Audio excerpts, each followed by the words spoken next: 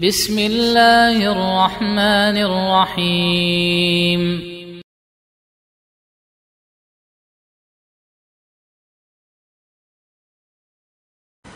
Ada yang bilang nge-share postingan agama itu riya, hanya menghasilkan dosa. Dan ada yang bilang berpahala. Karena saya dalam proses hijrah, mana yang benar Ustadz? Dari Saudara Irfan di Pangkalan Balai. Yang benar adalah menyebarkan postingan agama yang berdasarkan Al-Quran dan Sunnah sesuai pemahaman ahli sunnati wal jamaah termasuk sebesar-besarnya amal soleh. Termasuk dakwah atau membantu dakwah. Walaupun bukan kita yang tulis. Yang tulis seorang ustadz atau seorang ulama. Kita hanya nge-share saja. Maka kita mendapatkan pahala berdakwah. Dan itu termasuk berdakwah dengan ilmu. Daripada kita susun tulisan sendiri, sementara kita belum punya ilmunya, nanti banyak salah-salahnya, lebih baik kita sebarkan saja apa yang telah diposting atau ditulis oleh para ulama dan orang-orang yang berilmu. Ini termasuk dakwah. Mengajak manusia ke jalan Allah. Bahkan Nabi SAW mengatakan, "Ballighu anni walau ayah."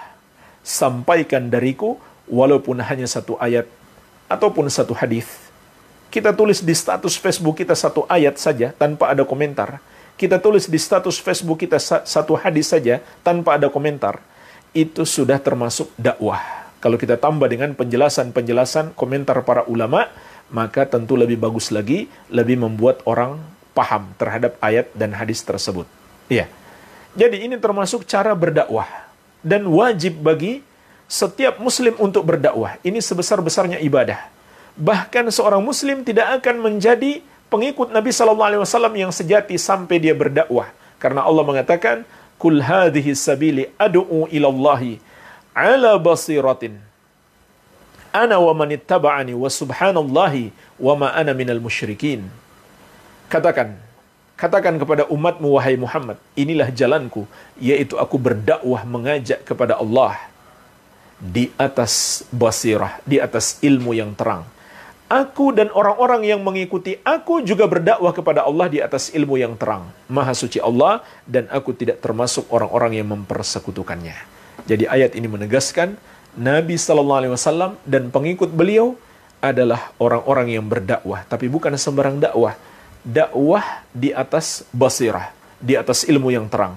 Baik, ini jadi amalan yang sangat agung. Namun jamaah sekalian, hendaklah dalam berdakwah kita ikhlaskan niat kita. Jadi riya itu kalau ada dalam hati kita sedikit saja keinginan supaya dipuji orang, itu namanya riya. Sedikit saja, makanya disebut syirik kecil. Karena hanya ada sedikit di hatinya keinginan untuk dipuji orang. Dan dakwah jamaah sekalian memang adalah suatu amalan yang sangat rawan terkena penyakit riya. Mungkin orang yang mengatakan itu karena dia khawatir, dia takut, dia sekedar mengingatkan. Tapi nggak boleh kalau dia langsung menghukumi. Berarti orang yang memposting agama itu riya, nggak boleh. Karena riya itu tempatnya di hati. Yang tahu hati kita hanya Allah Azza wa Jalla. Malaikat dan setan pun nggak tahu. Hanya Allah yang mengetahui apa yang ada di hati kita. Tidak ada orang lain yang mengetahui. Iya. Jadi nggak bisa kita menghukumi seseorang itu.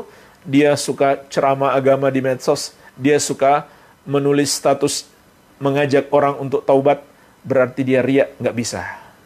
Dan itu bahaya besar. Itu sama saja kita seakan-akan mendudukkan diri kita sama dengan Allah yang mengetahui hati orang. Ya, ini justru bahaya besar.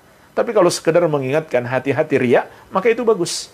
Karena memang berdakwah itu jamaah sekalian, adalah amalan yang sangat rawan terkena penyakit riya. Karena dia harus dilakukan terang-terangan.